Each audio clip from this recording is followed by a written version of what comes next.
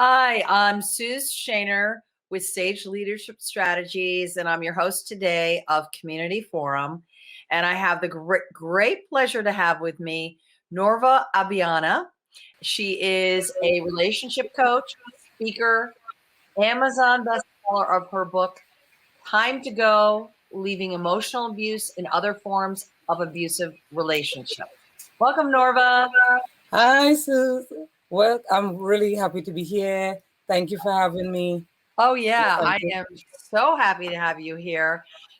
So Norva and I, we were just saying this. We met about 6 years ago at Yes. a professional conference on marketing. We're both entrepreneurs in our businesses, and we just connected right away, and we've been in touch Yes. ever since. So I'm going to ask you, because you have an incredible story to tell our viewers a little bit about your story and how you came to this work. Yes. So thank you so much again for having me. My story begins in the little island of Trinidad and Tobago. I said a little island and then I called two names. So it's twin country, but I lived in Trinidad, the bigger of the two islands. And I was living there with my mom, my two sisters, my grandmom. Got married at the age of 19. I would say I knocked my head and got married at that age. And What did you say? You knocked your head? yeah. What does that So mean? that means that was not right. That was not normal. I should not have done that. I should not have done that. So, yeah, and from the beginning, there was abuse, but I didn't, because I wasn't aware of what abuse looks like. I had a name for all of it, which had to do with love, not realizing that, you know what, this is control, this is manipulation. And after a while, it So, moved hey, from Norva, just for some of our viewers, because you thought it was love, but it was other things. If you're yes. comfortable, can you give us an example for illustrative purposes? Because there may be some people listening to this that were kind of in your shoes and don't. Sometimes it's confusing. Like, is this Yes. okay? Like, yeah. Yeah. Yes. So, I mean, the simple signs initially was little lies that my ex would tell. Um, that would all seem like it's because he is in love with me. So if he does something that seems wrong or is telling a lie, he got into some scuffle with somebody, it was always around. I was defending you and I was saying something about you when I had nothing to do with their conversation. I didn't know them, but it's as though I mention your name and all of a sudden people are coming at me, but I will defend you to the end. And then we got into the marriage, and on honeymoon, that kind of started to open up even more. So he started to say about he could kill people, he would kill people for me, he wouldn't let anybody hurt me. And then we came off of honeymoon and moved from not hurting anyone if they hurt me to all of a sudden he's pushing me, he's shoving me, he's mostly telling me derogatory and really nasty things, especially after, you know, like he would be nice and loving when he wants to make sure that he gets his nighttime snack, sometimes daytime snack as well. You all know what I mean, wink, wink.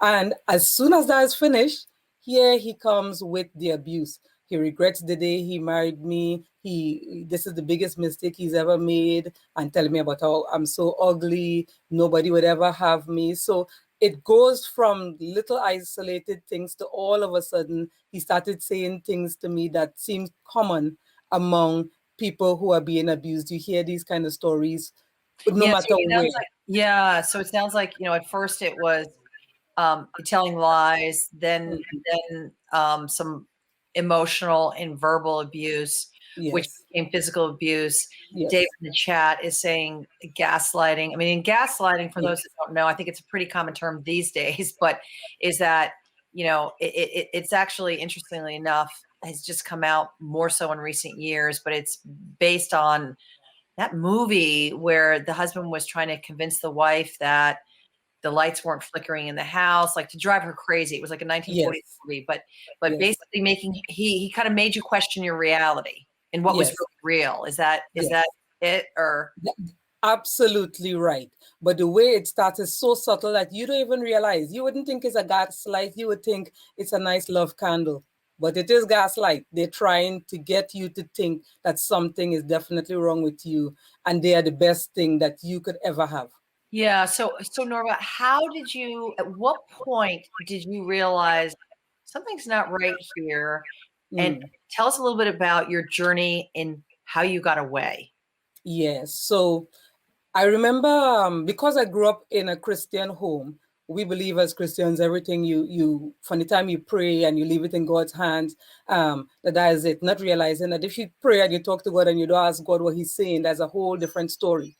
So I was praying, and hoping that He would change. And then I sought advice from people that I respected in the Christian community, who said to me, oh, he would never do the things he's threatening to do. And these things were things like, I'll kill you, I could kill your family, you So would so never it leave sounds like me. at some point, because what happens a lot with people who are abusers is they isolate their victims. So it sounds Yes. like at some point you started sharing with people what was happening. Yeah, well, I used to threaten him and say, I am going to tell people. And I wasn't for a while, because you say it and you hope that just by doing that, they will change. But when it wasn't happening, after a while, I started like just, like you're dropping hints, but you don't want to say everything because you're hoping that one day he will change, things will get great. And you don't want these people to remember negative things about him.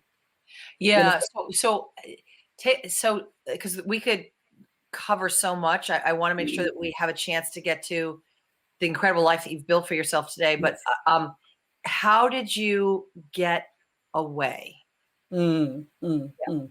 Now that's a story and a half. There are two parts there. The first Yeah. quick part is I opened up and said to my mom in front of him that he was hitting me.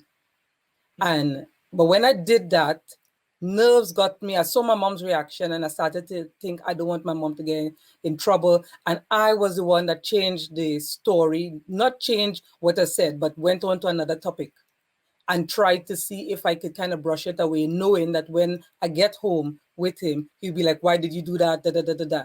Yeah. But anyway, after a while, that blowed off. And then 3 years later is when I got to the point where enough is too much. So you Not were just in this enough is marriage enough. for 3 years, and I know you had a daughter in there.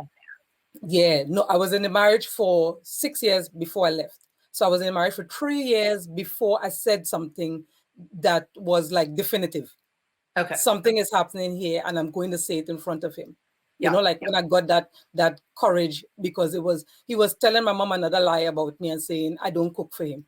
And Yeah. that was enough for me. I was like, seriously, 4 times for the day you're asking me for food, and a lot of times you say you are happy to cook. So yeah, and I knew my mom, because people, they just take information people give them, thinking that what they're saying is honest until Yeah. you admit or say it's not true. So anyway, 3 years later, by then I had my daughter, who was 1 year old. And so I'm thinking, Nova, you have to begin to do something different here, not just for yourself, but Yeah. for this child. Otherwise, she is going to come into this thing. And the way I feel, because even though I was a Christian, I was sometimes thinking, if something happens to me down the road, like it is no big thing if a car knock me down. Sometimes you even think weird suicidal thoughts and stuff, and you're thinking, how can I tell people this? Because I'm supposed to be a praying person. You understand what I'm saying? Yeah. So it's a lot of things was going on, but I got to the point where I looked at my daughter and I thought, this is not right. And you know what was another little push? I did English and maths over. I'd failed it 7 times straight, both of them. And this time I went, and in 3 months, by putting my head down, I passed them. And that was enough for me to think, Nova, you're smart. You could do more than you think you can. What did you pass? English and mathematics. Oh, okay. So take us through the day where you actually got away. Yeah. So that day, as I shared this story with you some years ago, Susan, that was a tricky day. I got up the morning. In fact, I was woken up because somebody came in front of the door who had said something to about the relationship. And he came to the front door to give my husband something. And I thought, I didn't know what he was doing. So I thought, I'm going to get my debt. So even though I had planned and had made all arrangements to come to the UK to study and to bring my daughter, not thinking that the relationship will come to a solid end, but that I wasn't planning to leave that time. But when I saw the guy coming from the house, I realized, Nova, you have to get out of here because anything can happen. So I dragged all my stuff together. I was living in the house with my great grandaunt and my husband, daughter, and myself. I'd already taken my daughter down to my mom's house. So that day when I left, and I took everything, I had to do things really kind of like undercover kind of thing. So before I was moving the clothes out, but I was being creative in the way that I moved things out, so it was no obvious. But that day when I took everything and left, I thought, I know I couldn't go back to the house, because if he had seen me anytime that day and realized what I was going to do, because he didn't like to be embarrassed, that could Yeah, so cause you him you to. were able to you were able to get away and get on the plane and get out of the that country night that that night night. Okay, and then you got to England, Yes, where you I got reside England. now, Yes, yes. and um, and how were you able to get divorced and stay away from him and keep him away from your daughter? Well, the nice thing for me is that I had the chance to come abroad. Not everybody is that fortunate. And you have to know how bad the relationship is. Because sometimes you leave abuse, you can live next door, it's fine. But Yep. most of the times you have to get out of state. And for me, out of the country, because I know Trinidad is a small place, 1.3 million people. I'm like, he could find me and all the threats will come true. So Yep. anyway, I got to the UK with my daughter. Thank God, my aunt was really helpful in making sure we had a place to stay, being really that nurturing figure that I needed then. And 2 years after I'd come here, that's when he found out where I was.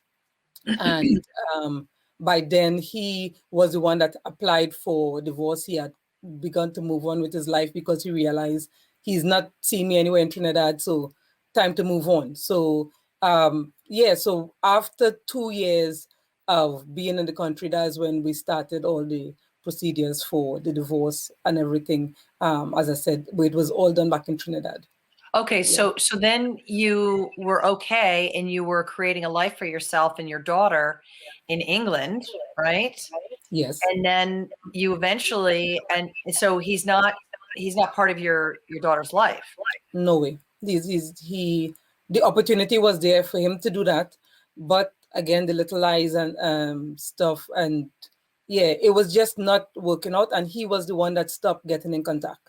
Yeah. So So yeah. so you eventually remarry, Mhm. and then you have two more daughters. So now you Yes, have your three girls, and yes, eventually you get into coaching others on their relationship. Can you take us through a little bit about your business with coaching others about their relationships and how you got into that and how you work with your clients? Obviously, this is due to some painful lessons learned in your own life, right? yes. Yeah. So relationship itself is a broad topic, and I am called the relationship change catalyst. And it simply means that no matter what relationship you're in, if you want to live the best life that you can live, you have to begin to make some tweaks if things are not going the way you want to go. And sometimes in making those tweaks, you could decide, I'm going to enhance my relationship with my spouse.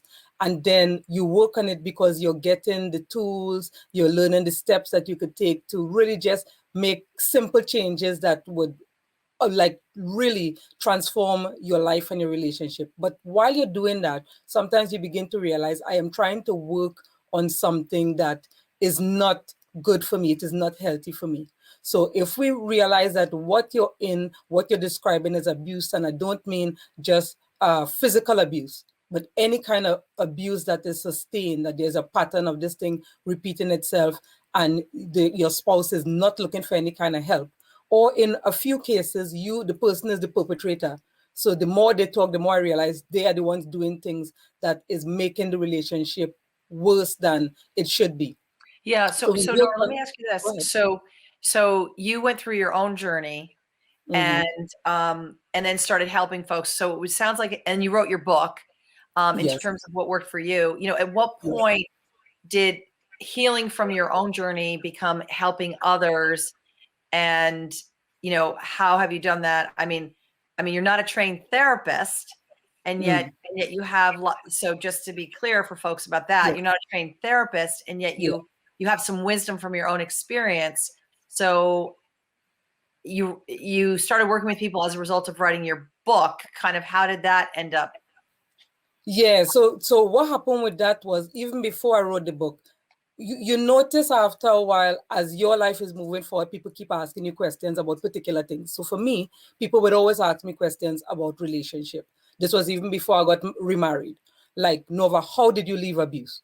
Yeah. Norva, how were you able to pick yourself up? And then when I get married, oh my goodness, how are you in this relationship that is so great? So I was in the marriage when I wrote the book. And so from So helping the you were only able to write the book after you were in a healthy, loving relationship. Then you could look back and say, okay, here's what happened. Here's what wasn't okay. Here's how to address it. Yeah, I started off writing a different book about enhancing a relationship that's good that you want to make great. And then I realized, there are a lot of people who are in abuse. I'm getting more questions about that.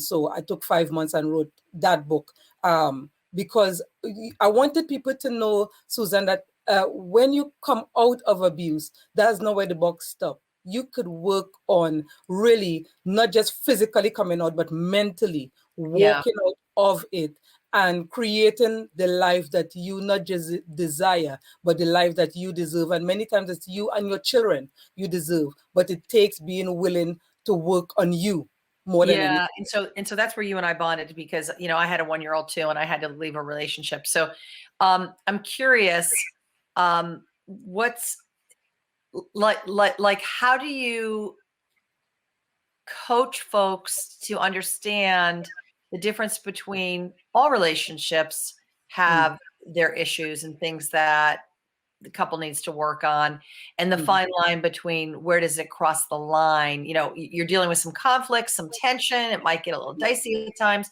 but then where does it cross the line where it's really not okay?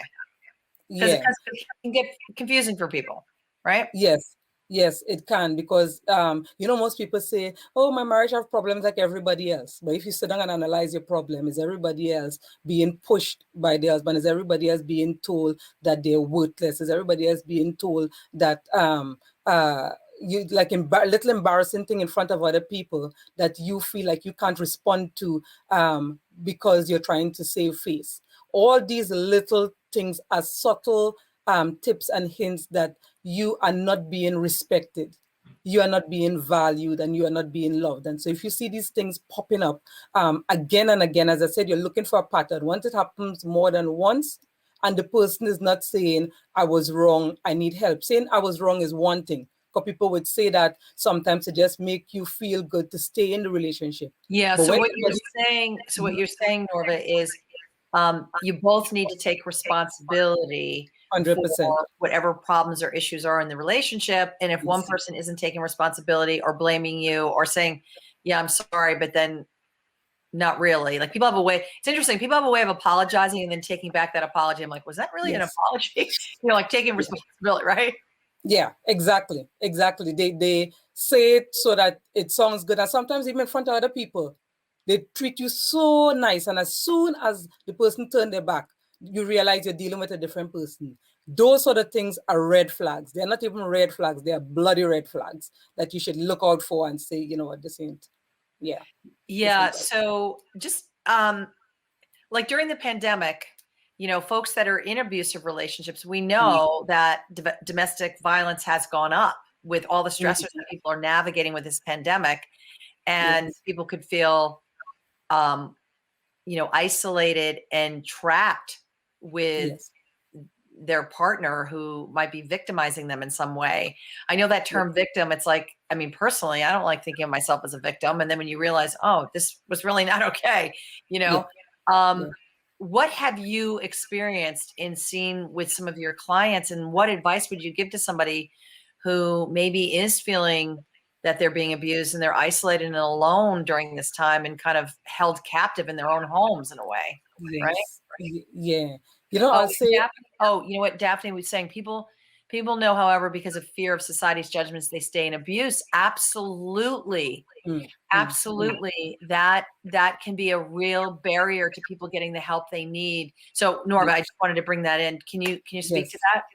Yeah, it's true because, you know, whether people tell you in the same or in a different way, people normally say to you that what you're going through is not as bad as other people, or marriage is for life. And those little things make you stop and think, am I supposed to just hold on no matter what? In fact, you don't begin to think, you believe with all your heart that this is the way it's supposed to go. And because of that, many times people who need help, they're not willing or ready to get help. So what is important there is not that you try to force people to change. You have to do what we call in business circle education-based marketing. So you begin to share with them what these problems and these issues look like. And so once they begin to realize that this is a problem, then you could begin to say people who are experiencing these things need help. They need support. And when that person begins to stand at attention and realize, you know, what I'm taking is not normal, it is not healthy, then you could begin the conversation of helping to get them out because they are ready. Because, you know, when you try to help people and they're not ready, they go back into it, and sometimes they end up worse off. People end up losing their lives and stuff, which is not good. No, absolutely. It's very complicated. And there's a mindset of somebody who's an abuser and a mindset of somebody who's been abused. So really what you're saying, Norva, is ensuring that people are getting the education they need in terms of, because we don't educate our kids necessarily in this way, like in our school educational systems. Like, what are healthy relationships? What do healthy relationships look like? And if you grew up fortunate to grow up in a home where your parents were good models of that in terms of healthy, loving relationships, then you're in a different place than a lot of other people, but not everybody experiences that. And so some of it is the education. What would you say to that, Norva? You've made a solid point, Suze. And the thing is, when you grow up in a relationship where your family, like your parents, are happy, that doesn't mean that you will automatically go into a happy relationship, because some clients that I've had, they've seen love all around them and they end up in abuse, and it's gotten bad because they were embarrassed to say something. Because your parents think you should know better and should not take something like that. And so how do you tell them? They're hoping one day things will change, and then I'll be able to say, look at me now. And that's not always the way that it goes, you know. So it's better if you begin to tell people, if you see these signs, as you say, from the time they're young, if you see these signs, look out, be careful, this is not healthy. Because if people know about these things before they get married or in the early stages of marriage, then if it happens once, they would begin to speak about it and not hide. And then when it happens twice, they say, you know what, this needs to be spoken about publicly.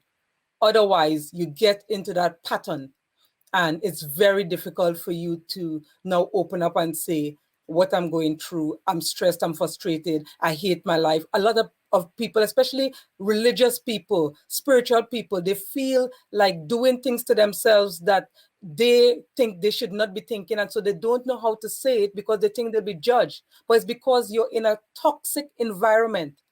And if you're in a toxic environment, your behavior, your attitude, your mindset is changed. Well, sometimes it does start with that emotional abuse, more subtle, and usually it's progressive. So it might start with like just put downs, comments, manipulation, and then it moves usually to physical eventually. So people think, oh, it's not a big deal, but it can be a continuum. I do want to let our viewers know, if anybody's watching this right now, crisistextline.org, crisistextline.org is an organization where if you are in crisis and you can't, like you could text them and a counselor and get help. Is there anything that you would recommend to anybody who might be watching this, who is starting to wonder if they're in an abusive relationship, who maybe is very aware that they are, but they don't know how to get out? What advice would you give them? Yeah. So the first thing is, and don't just take it as a plug-in, but read my book, Time to Go. And I'm saying it because I don't just talk about my own story, which some people do. there are steps, there are things that you could look at and read and begin to understand, really, is this abuse? Is this not abuse? What do I do if I find myself in this? How do I get out of this? What do I do after I've come out to make sure that I stay out? So Yeah. that is, Yeah. Yeah. So what if they don't want to bring that book into their house? Well, that, I was about to say, that's another thing. So you have to be careful. Even if you're going to try to read the book, you have to be wise. You can't decide, I'm going to buy this book and bring it. So if you could get an electronic version and read it, you don't have to be reading it sitting on your bed and reading about the book in front of your spouse. So, I mean, with the lockdown, it's hard to go in a library or something like that. But there's a course about it. There are places online and so much examples of people sharing their stories and their experience. And like you said with this, the place that you spoke about, Susan, every country, there are places and helpline for people who are experiencing domestic abuse that you could call and ask questions and get the support you need. And also, if you want, you could reach out to me as well. Yeah. So one thing that they could do, if they can't, like, who do they contact? What do they do? One thing that they can do if they realize they're in an emotional abusive situation. If you're in an emotional, are you talking about where to go, Susan? Because or how they would reach out. Like, what would the first step be? Okay. So I would say, whether you're clear for yourself or somebody else, or you're not sure, please feel free to get in contact with me, hello@norvaabiona.com, because I know people are in different parts of the world. And so based on where you're at, which country you're at, then I'll be willing to see if myself and my team could signpost you for what is best for you, where you're at, and based on your situation. Because some people need to get out quickly, and some people need support in gradually coming out and making sure that you stay. So you have helped rescue people. Oh yes. So for them just to reach out to a safe party and somebody that can give them a road forward, a path forward, but a way to get help in a safe way. Yes, but you have to be mindful, because sometimes you reach out to a friend or a family member who is not trained. They have no idea about what to do. They give you advice, you go with it, and you end up getting damaged. That's not going to be good. Okay. Give people the information on how to contact you again. Yes. So it's hello@Norva, Norva, Abiona, Abiona. So altogether, hello@NorvaAbiona.com. Okay, Norva, thank you so much for coming on the show. So great to see you again. Same here. Thank you so much, Sue. Absolutely.